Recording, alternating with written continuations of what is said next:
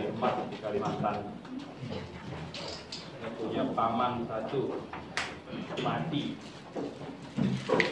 karena dia gali emas makin dalam, ya. Atau apa? Longsor tertimbun. Yang menolong nggak perlu ya mati, ya kan? Jadi 5 menit cukup. Mati nggak napas kan?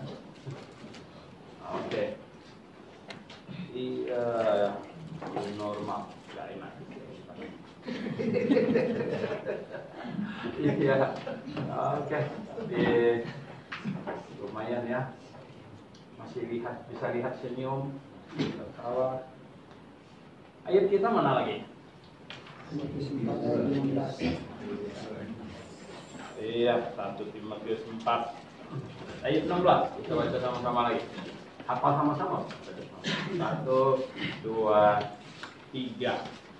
Awasilah dirimu sendiri dan awasilah ajaranmu.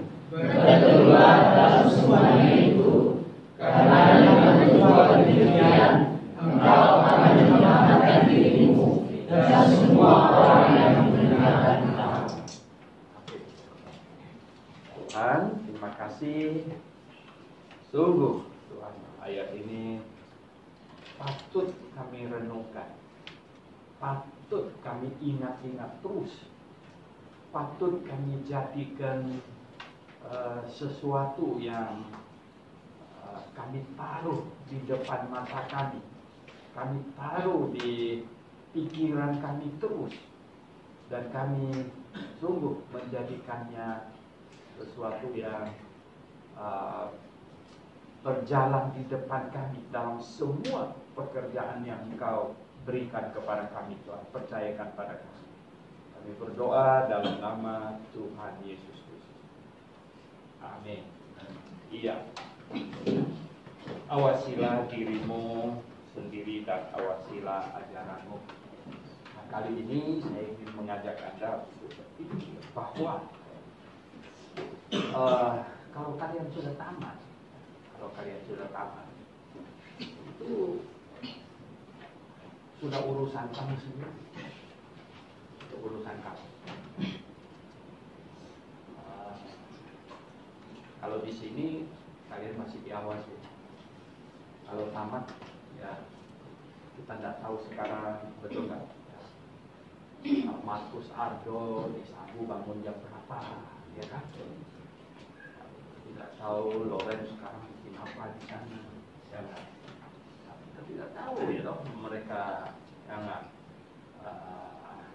apa yang dibuat oleh si Rukun, kita tidak tahu, ya kan? Bangun jam berapa dan lain sebagainya. Nah, harapan kami adalah sekian tahun kalian dibentuk di sini, ya, supaya ditempa tadi apa? Jadi apa? Ditempa jadi emas. Kami sangat tahu ya, bahwa mahasiswa dari berbagai daerah, berbagai latar belakang keluarga, berbagai ya latar belakang disiplin. Nah, tiap keluarga saja disiplinnya bisa beda.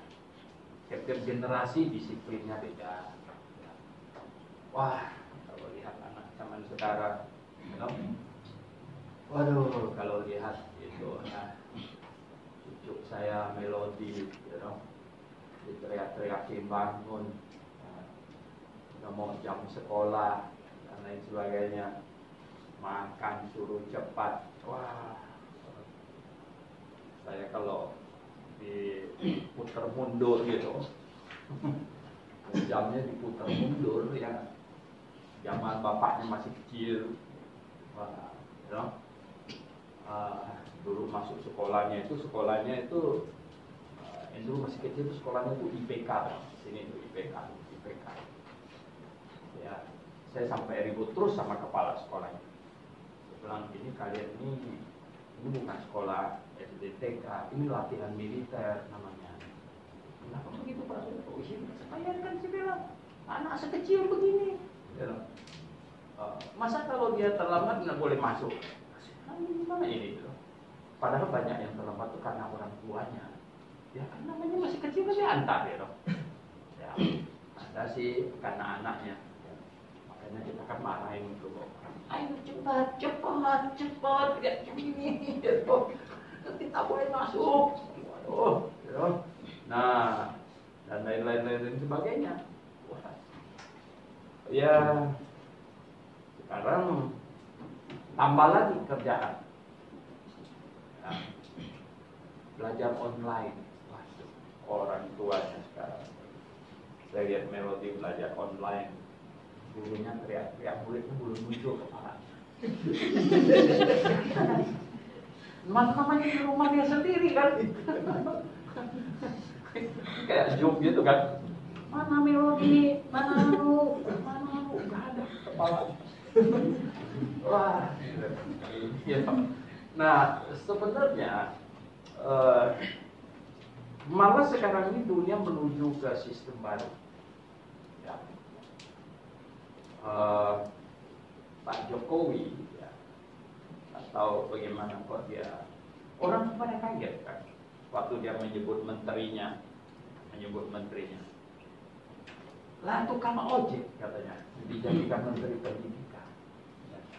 Nadiem ini kan bosnya Gojek ya, dia yang punya Gojek itu dia punya. Lah, kok tukang Gojek disuruh jadi menteri? Nah, ternyata ya, dia tuh punya gelar doktor dan orangnya lumayan pintar, sangat pintar, makanya bisa bikin Gojek, betul nggak? Ya. Duitnya tuh banyak itu. Itu orang-orang kaya yang udah nggak perlu gaji menteri, kan cuma berapa puluh juta. Kaya. Trump juga itu. Trump presiden yang nggak terima gaji. Dia punya 5 ya miliar dolar, bukan juta loh, miliar dolar. 1 miliar dolar itu sudah 15 triliun. 15 triliun, 1 miliar dolar. Kalau 5 berapa? Orang punya 75 triliun. Ya, itu ngapain terima gaji? Kerja nggak terima. Ini orang-orang pintar. Nah sekarang ini jadi persoalan dengan dia jadi menteri pendidikan, tiba-tiba apa masalah apa? Covid ini. Wah, ini repot sekali. Nah jadi sekarang ini tahu nggak apa? Pendidikan itu, kalau yang masih kecil-kecil begitu SD itu, yang repot orang tua. Saya sudah lihat wawancara di televisi itu ya. Waduh, banyak keluhan, ada yang internetnya nggak cover kan. Bagaimana? Nah kita aja di RBC sana kan kerepotan itu Pak Haris sama Pak Tito, ya kan? Bagaimana siswanya nggak punya internet bagaimana? Nah, caranya. Nah akhirnya kan diapain dong? Direkam. Pak Titonya ngajar, ya kan? Di-pass lewat WA siswanya. Wow.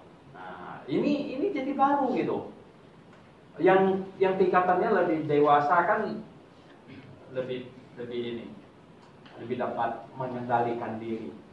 Mahasiswa sekarang ya kuliahnya sekarang mahasiswa semua ada kuliah online. Di Amerika wah kuliah online semuanya sekarang.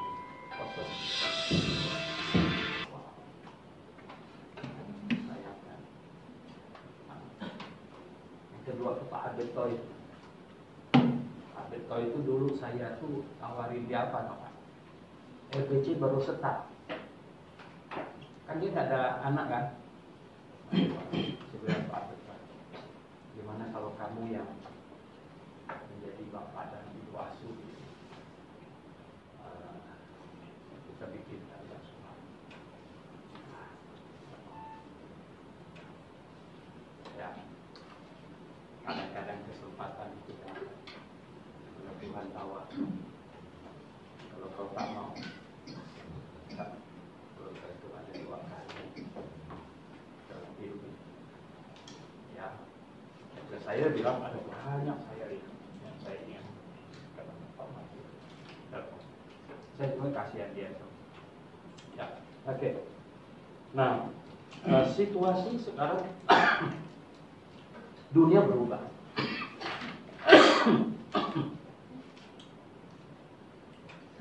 Gara-gara tadi makan nasi goreng.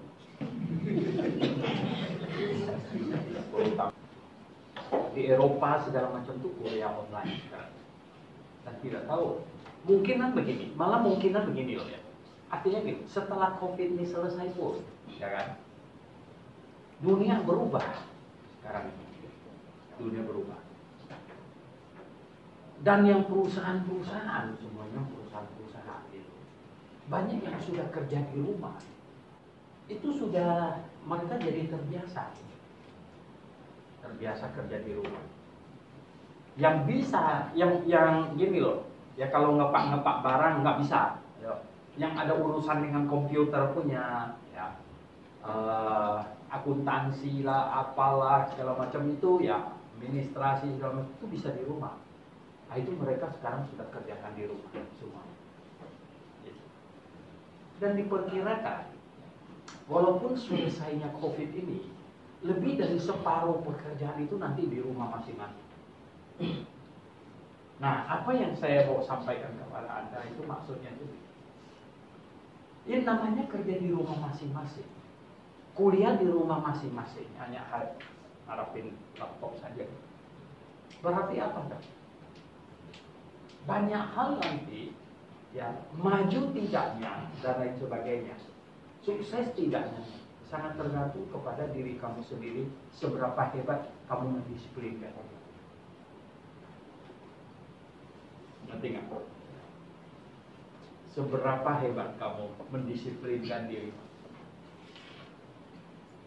Ya karena nggak ada yang ngawasi sekarang, bosnya nggak ada. Dia tidur sampai puas-puasnya. Tiba-tiba misalnya dipanggil, baru dia dengar, dia datang. Belum sempat sikat gigi dan lain sebagainya. Wah itu. Nah, jadi begini. Sementara kita ini hamba Tuhan, apakah kita mau ikut gaya dunia baru begitu? Nggak bisa, kelihatannya nggak bisa. Nah, kenapa? Ya, sebenarnya gini, kalau kita amatin situasinya, dunia ini sekarang sedang iblis gojok supaya bisa dikurung ke dalam satu suasana yang dia inginkan. Nah, sedangkan kita anak-anak Tuhan tahu bahwa Tuhan menginginkan ada jemaat. Tuhan inginkan. Jemaat itu artinya apa? Ada orang berkumpul. Nah, ada orang berkumpul. Berjemaat, acara berjemaat. Acara berjemaat, apapun juga terjadi, kita tetap harus akan melakukan itu. Namanya acara berjemaat, kumpul berjemaat. Ya kita harap ini akan pelan-pelan, ya akan normal. Ya. Karena sekarang dunia sedang berlomba-lomba untuk secepat-cepatnya untuk membuat vaksin, secepat-cepatnya. Saya lupa nama perusahaannya, ada satu ya sudah meminta berapa ribu orang untuk menjadi sukarelawan. Karena vaksin itu dibuat begitu sulit sebenarnya. Tapi karena sekarang mereka kerja siang malam, karena itu perlu ditumbuhkan punya. Dan setelah dalam keadaan yang sudah jadi pun, banyak uji coba masih dilakukan. Uji coba kepada binatang dulu. Setelah uji coba kepada binatang, uji coba kepada orang. Nah, ini diperlukan sukarelawan. Ya, ini sukarelawan ini pemberani gitu. Robi Nona disuntikin gitu kan, ini belum tentu bagus punya barang loh. Ya. Kalau disuntikin jadi kejang-kejang begitu bagaimana ya? Sudah disuntikin ya, oke, nggak ada efek samping segala macam ya. Dideketin sama orang yang virus corona, ya kan? Mempan nggak dia punya vaksin itu, gitu. Dan lain sebagainya. Itu kan perlu waktu, gitu. Ya, perlu waktu. Nah ini yang menyebabkan lama sebenarnya. Ya setelah disuntikin vaksinnya, ya, nih mana yang virus coronanya? Coba masih terpapar nggak? Oh enggak lagi. Bagus. Nah ini, ya kan baru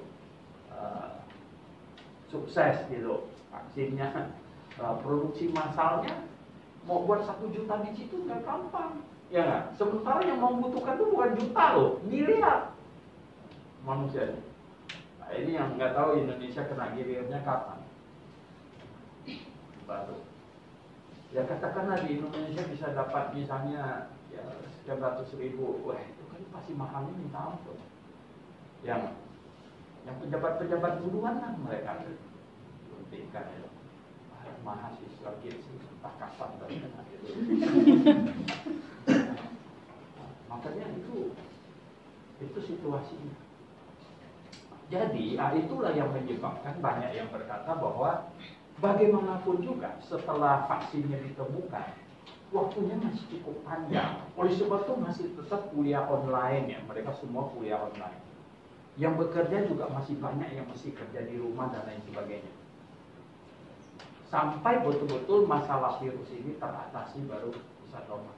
Kalau makan waktu 1 tahun, 2 tahun macam begitu, ya yang kerja di rumah kan sudah jadi biasa.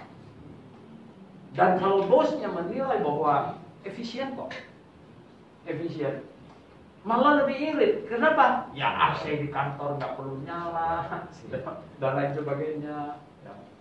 Dan yang kerja juga efisien, nggak usah keluar transport, ya toh, berdesak-desakan dengan orang di kendaraan umum, banyak ini ya efisiennya di rumah, ya. Istrinya senang nggak? Yang ini suaminya kerja di rumah, ya senang, daripada nanti deket-deket sekretaris yang cakep di kantor, gitu kan? Berarti gitu, enak semuanya. Ini yang disebut dengan new normal ini. Nah, tetapi itu saya tekankan sekali lagi, itu memerlukan orang-orang yang disiplin diri. Disiplin diri. Saya pikir banyak orang akan dipecat, ya. Karena kalau bosnya cari dia di laptopnya, dia loh, lalu di mana kamu? Ya, oh, itu belum diselesaikan, udah ditunggu itu, oh kamu lama.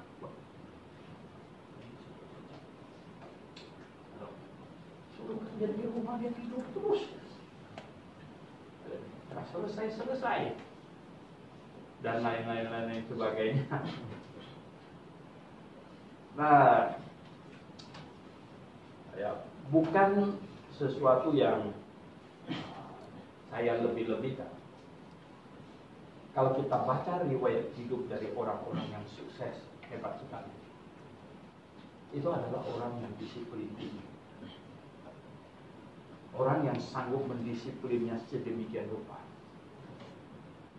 sehingga dia, oke, saya mau melakukan ini, saya akan capai ini, saya akan lakukan ini. Nah, saya kasih tahu kalian, itu di depan mata kita, orang-orang yang disiplin itu yang berhasil.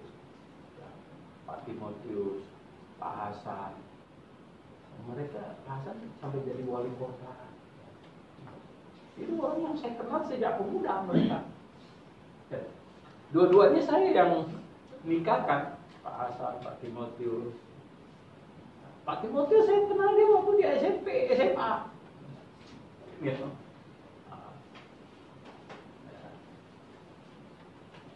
Dan hitungannya anak yatim piatu. Anak yatim piatu. Nah, kalian tinggal di. Nah sekarang penghasilannya 1 bulan berapa? berapa ratus juta. Dari dia pertama kali kerja, itu cuma berapa juta? 2,5 juta atau 3 juta? Dari kuliah, wah, kuliah nggak ada biaya, saya tahu itu, nggak ada biaya. Tahu bikin apa dia?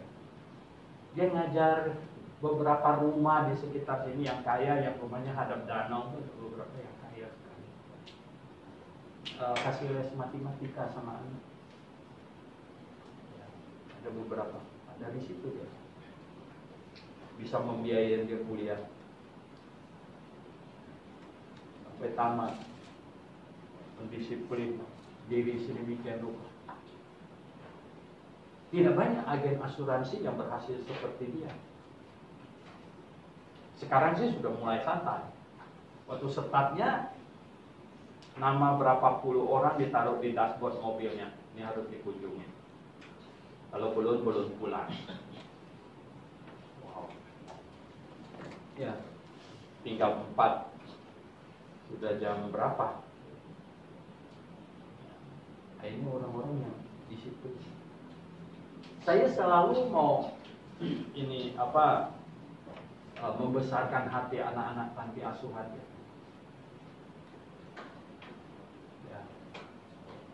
Bahwa kalian itu bisa berhasil. Ada contohnya gitu. Ya. Tahu nggak? Ada contoh nyatanya di depan mata kita. Ada contohnya.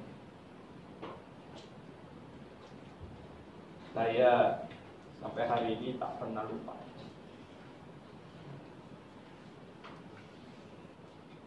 Saya mulai semangat dan melakukan segala sesuatu dengan semangat karena punya satu tujuan.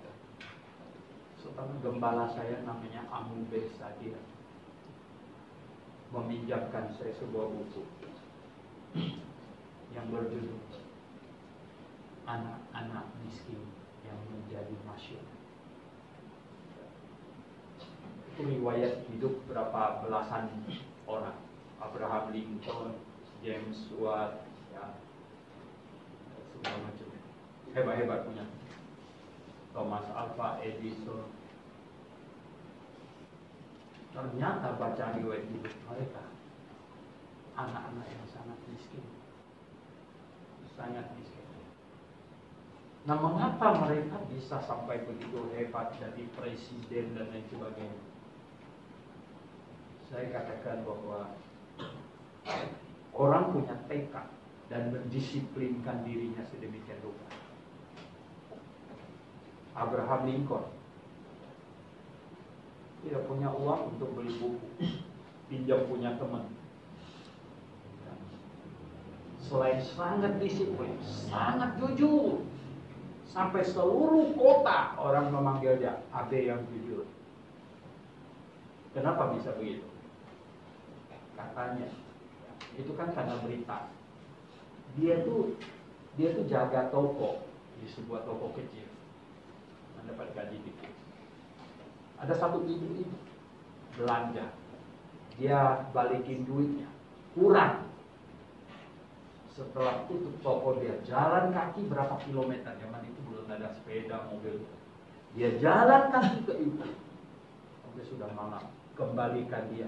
Tadi salah hitung. Salah hitung. Ini uangnya kurang segini. Ibu itu kagetnya bukan main. Kagetnya bukan main. Kamu bisa bayangkan, dia jalan berapa kilometer ini orang. Dan kesini cuma mau kembalikan saya nih uang yang tadi dia salah hitung.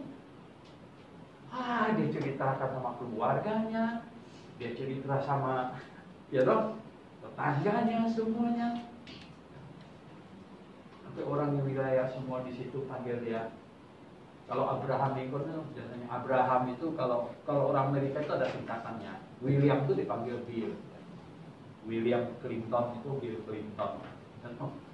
Jadi Abraham itu dipanggil Abe. Jadi Abe yang jujur.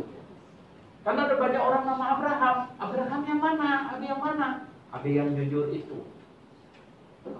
Sampai kalau semua orang sudah ngomong begitu, ya, malaikat di sorga pun bergetar. Ada orang demikian, ya, mendisiplinkan diri, jaga toko. Bosnya pasti sangat percaya sama dia. Dia membiayai dirinya sendiri kuliah, dan sebagainya. Nggak sekolah. Berusaha waktu itu belum kuliah, belajar gitu sekolah. Dia baca buku berusaha, dia pinjam buku orang, dan buku itu rusak. Wah, dia potong kayu api jual, berapa banyak gitu, terus beli buku itu. Dia membiayai dirinya, karena sekolahnya cuma tidak seberapa kan. Tapi dia belajar sendiri. Sebelum jadi presiden itu dia jadi pengacara. Abraham Lincoln itu jadi pengacara. Dia bela orang. Kalau ada orang yang tertindas, dia bela. Orang itu bilang, saya nggak punya uang, nggak usah bayar. Dia bela di pengadilan. Orang-orang yang tertindas dia bela. Nggak usah bayar, nggak apa-apa. Jadi dia sangat terkenal. Ya semua orang ada masalah semuanya, lagi mau nyari siapa lagi, kita nggak mau bayar pengacara mahal. Ada yang jujur. Wah, ya, dari seorang pengacara. Terkenal, semua orang sayang dia, semua orang tahu dia orang baik. Yang macam ini calon presiden orang pilih nggak?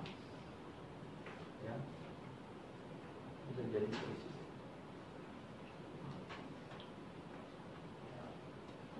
Bahkan di dalam The Inverted Story itu, ya,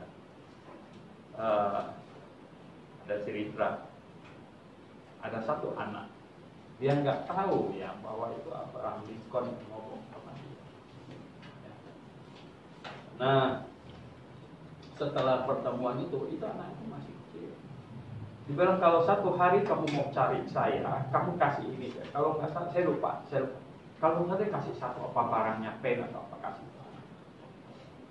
Celana itu agak besar. Itu presiden dia dulu. Saya ketemu itu dia presiden. Katanya kapan saja kalau saya perlu dia, saya boleh cari dia. Dan kalau saya kasih lihat ini barang dia pasti akan. Nah, anak itu pergi ke Gelopuk, ke istana presiden waktu itu. Nah, itu pengawal pasti nggak mau kasih dia masuk kan? Kamu ini apa? Gitu, coba kamu bawa ini kasih lihat sama dia. Itu buat Abraham Lincoln. Anak itu yang saya kasih itu, wah, bawa dia masuk sini. Nah, saudara yang saya kasih dalam Tuhan,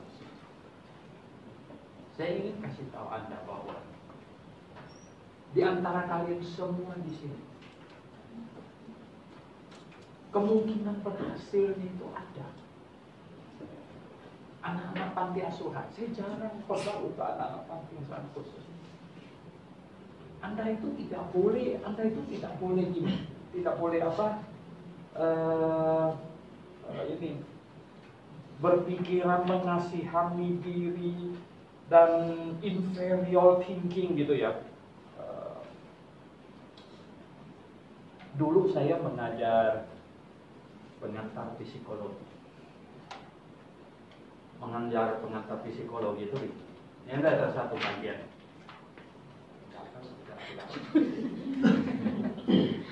Mengajar pengantar psikologi. Tiap-tiap manusia menghadapi persoalan. Tapi istilah dalam psikologi itu mekanisme defense. Mekanisme defense tiap-tiap orang itu berbeda. Mekanisme defense tiap-tiap orang itu berbeda. Saya ambil contoh. Satu anak muda, dia jatuh cinta sama satu cewek. Cewek cakep sekali, sedangkan muka dia nggak cakep. Dia udah susah, nggak sebanding kan. Ditolak cintanya. Wah. Ini mekanisme defense-nya bisa memang. Ditolak cinta. Minum Baygon. Salah satu itu namanya apa dong? Menyelesaikan rasa malunya. Nah, mekanisme defense. Minum baik. Atau apa? Jadi pelarian. Jadi minum alkohol, nyenyak begajul. Makanya kenapa kamu nggak berani ngomong? Yang tahan sendiri diri dalam hati mau bilang, saya jatuh cinta sama si Anu, dia nggak mau, saya kan aduk. Dia tahan sendiri. Akhirnya jadi mabuk-mabukan, jadi kacau. Kamu ketemu nanti semuanya gitu. Macam-macam mekanisme defense orang tuh macam-macam. Bereaksi terhadap suatu persoalan. Saya bilang. Itu begitu. Miskin, menghadapi persoalan miskin. Orang miskin itu gampang minder. Ya. Saya dulu tuh mindernya bukan main. Kenapa? Miskin. Wah, kagak anak panti asuhan anak saya. Kita tahu hujan sekarang tak bisa pergi ke sekolah. Kakek saya bilang apa? Itu daun pisang, daun pisang. Daun pisang. Lari ke sekolah pakai begini. Ya tahu. Miskin bukan saya. Ya, begitu. Ya. Rasa minder. Gimana gitu ya? Kalau rasa minder itu menyebabkan apa? Kalau ngomong sama orang nggak berani lihat mukanya, kan? Orang minder begitu. Ya. Lihat mukanya, ngomongnya begini. Itu ya. Jadi kalau saya sebenarnya senang ngajar psikologi. Orang yang orang mau maju itu gampang menilai orang yang tahu psikologi. Jadi salah satu mekanisme defense, ya, orang yang kurang. Kita itu tahu manusia itu paling tahu dianya kurang apa. Saya kurang tinggi, hidung saya kurang mancung, ya, mata saya kurang lebar. Ya. Manusia itu gini, yang paling tahu kurangnya kamu itu kamu sendiri. Betul nggak? Ya, kenapa? Karena tiap hari kamu lihat di kaca gitu. Andaikan saya punya hidup sedikit begini, ya, masih jauh lebih cakep sedikit. Begitu ya. Ada yang stres dengan rambutnya keriting, atau diluruskan. Ada yang terlalu lurus mau dikeritingkan, macam-macam gitu. Ya, ini manusia itu gitu. Jadi kita menghadapi kekurangan kita. Pasti. Padahal orang lain itu belum tentu tahu itu kekurangan kamu. Kamu sendiri aja yang merasa. Begitu. Orang lain nggak apa-apa. Nah, kita mengatasinya itu, manusia itu mengatasinya itu beda-beda. Nah, jadi ada namanya melarikan diri, ada yang namanya ini yang menyakiti diri, gitu. Itu disebut ini kalau suffering hero, kalau dalam psikologi disebut suffering, pahlawan yang menderita. Biasanya yang macam begini itu begini. Aduh, ya, mau jatuh cinta sama dia nggak mau, lalu pura-pura mau bunuh diri lah gitu ya. Jadi yang sana tuh,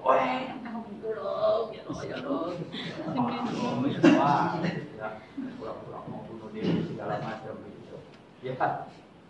Ini habis nggak bunuh diri lagi, nggak mau lagi orang itu. Apanya mau bunuh diri berkali-kali gitu kan? Nah, ini kan nggak bisa. Nah terus apa tuh? Yang diantaranya sebenarnya yang bagus itu namanya itu apa? Conquering hero. Jadi pahlawan yang conquering itu artinya ini, mengalahkan gitu ya, menaklukkan, penakluk, pahlawan penakluk, bukan pahlawan yang menderita. Seringkali orang mau bikin jadi menderita sendiri supaya menimbulkan belas kasihan. Tapi ini pahlawan penakluk, pahlawan penakluk. pahlawan penakluk ini apa tahu? Menjadikan kekurangan kita, hinaan orang dan lain sebagainya, justru itu untuk apa? Memacu diri kita, memacu diri kita.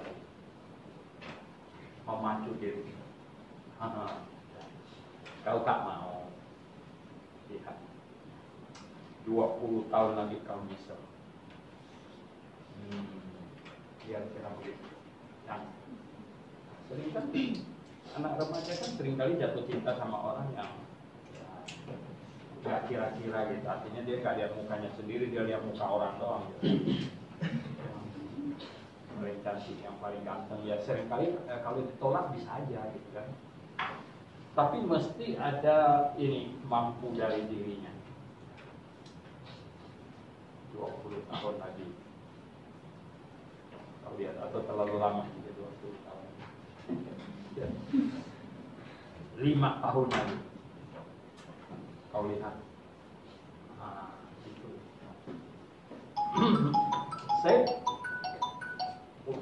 Saya punya teman, saya kenal baik. Akhirnya jadi bos, lumayan terkenal di Pontianak. Dan saya mendengar dia punya cerita. Bapaknya itu tukang kue cap. Tahu kue cap itu semacam kayak apa? Kayak kue tiaw gitu, kue cap gitu. Bapaknya tukang kue cap. Dia jatuh cinta sama satu cewek, cakep, anak bos. Dan dia pergi ke rumah itu, ke rumah cewek itu. Dimaki-maki sama bapak cewek. Anak bukan kue cap, mau berteman sama anak saya. Lihat dulu muka kamu. Nandai macam-macam nama. Nah, dia berusaha, dia kerja. Ya, dalam beberapa tahun dia berhasil. Dia bawa mobil sekarang. Zaman itu jarang orang punya mobil seperti ada. Tapi dia bawa mobil. Jadi bapak cewek itu ya, itu mobil siapa yang datang punya kamu? Wah, dia keluar. Wah, oh ya silakan masuk. Beda sekali. Sudah lah, saya kasih dalam. Beda. Jadi gini, conquering hero. Anda rugi besar, Anda kalah, Anda bonyok kalau kau tidak bisa mengatasi mekanisme defense, mempertahankan diri hidup atas segala hal yang kau jumpai dalam hidup ini. Gitu. Karena kita tidak mungkin bisa menghindar dari masalah itu. Tidak bisa. Tiap-tiap hari, tiap-tiap saat kamu pasti menghadapi masalah. Nah, cuman sekarang ketika tiap-tiap masalah itu muncul, nah, kau selesaikan dengan cara apa? Apa yang kau omongkan kepada diri kamu, pikiran? Nah, apa yang kau omongkan? Apa yang kau katakan ke dalam hati kamu? Saya mau jadi apa? Saya mau jadi apa? Nah, ini penting sekali kira-kira. Ini penting sekali. Saya mau jadi apa? Saya harus bisa. Ini sangat penting. Nah, ini yang saya mau. Ini agak jauh putar. Saya mau ini. Dengan adanya demikian ini, sebenarnya kamu mau mendisiplin diri kamu. Kemauan itu harus dari diri kamu dulu, baru tidak merasa susah. Ingat-ingat, kalau kamu yang tidak mau, orang lain yang mau mendisiplin kamu merasa sangat menderita. Tapi kalau kamu sendiri yang mau mendisiplin diri kamu, oh itu beda. Itu beda. Malah kamu akan minta tolong kepada orang. Tolong bantu disiplin saya.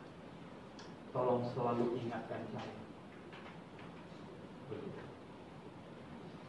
Tolong, kalau saya bikin salah ini lagi, aduh, saya selalu ini, saya tahu saya selalu begitu.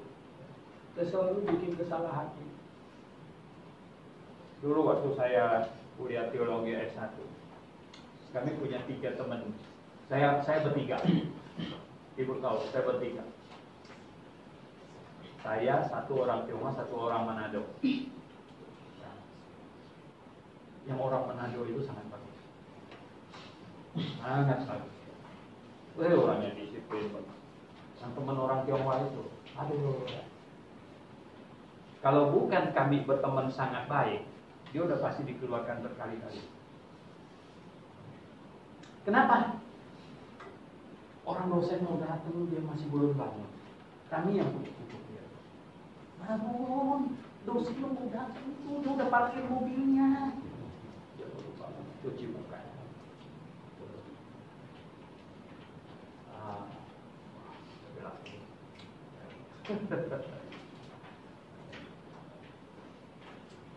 Teman yang orang Manado itu, teman saya, orangnya straight. Nah, setelah sekian puluh tahun, saya dengar kabar mereka. Yang satu jadi apa, yang satu apa, yang satu jadi apa. Kami selalu dibilang ini tiga serangkai, karena kemana-mana kami pergi bertiga. Banyak kan kami 3 tahunan bertiga terus gitu. Di kelas ya, seduh sedang semuanya ngalamin sama-sama. Dan dalam sekian puluh tahun, banyak hal yang kami tidak bisa lupa. Banyak hal membentuk kami. Nah, kalian juga, saya kasih tahu bahwa kalian perlu, nomor 1, perlu ada satu keinginan untuk berhasil dipakai oleh orang. Pasti bisa. Saya kasih tahu. Indonesia begitu luas. Sebenarnya saya baru ngomong sama Simo, sekarang umur 61, nggak tahu bisa sehat aktif nggak sampai umur 70. Berarti tinggal 9 tahun. TT di Manado tertunda setahun gara-gara COVID. Padahal kita mempunyai peluang untuk bikin STT di banyak tempat. Nah, sama mahasiswa juga. Anda punya peluang. Tamat di mana? Berjuang. Bikin jemaat di mana? Meluas kemana? Ini penting. Semua itu setelah ada keinginan itu, diperlukan orang yang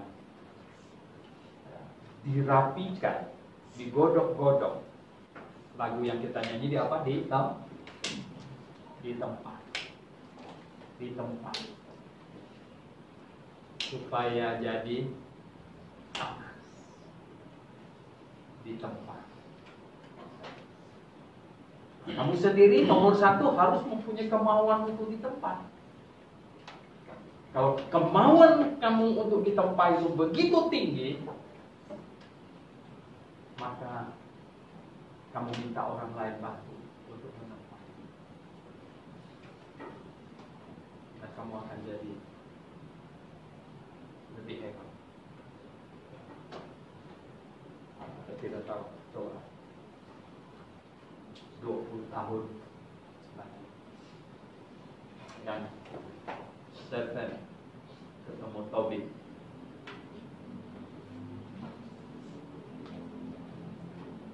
Tahun lagi. Ya, Safari ketemu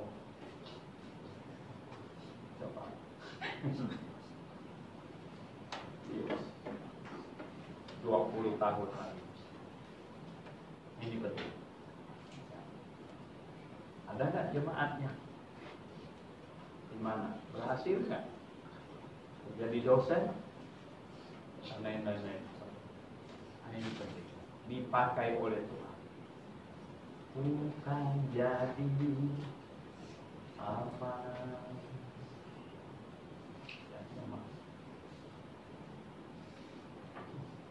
Di mereka yang kalian pernah lihat orang nambang emas? Emas itu kan dialirin gitu, kayak pasir. Itu dipakai api. Nah, itu dia akan ngumpul. Jadi emas akan emas sendiri setelah ini. Kan dia kan pasir kecil-kecil. Jadi dihancur gitu ya. Ngumpul. Jadi emas dibakar. Nah, mereka tidak pakai bakar, pakai air raksa. Dijernihkan. Kita berdoa. Tuhan, tolong kami supaya kami semua yang Engkau titipkan untuk diajar, didisiplinkan di Grace, mulai dari masuk di RBC sampai selesai. Tuhan, ada pekerjaan yang begitu besar, begitu penting di depan mereka. Tuhan tolonglah supaya betul-betul mereka menyadarinya dan mereka memandang ke depan kepada pekerjaan, kepada tugas sangat penting yang Kau akan percayakan pada mereka. Dan selama masih belajar, Tuhan kiranya tolong mereka sehingga mereka mempunyai pikiran untuk mendisiplin diri dengan sebaik-baiknya, sehingga nanti akan makin cocok, makin tepat dipakai untuk pekerjaan-pekerjaan besar ke depan. Berdoa dengan segenap hati dalam nama Tuhan Yesus.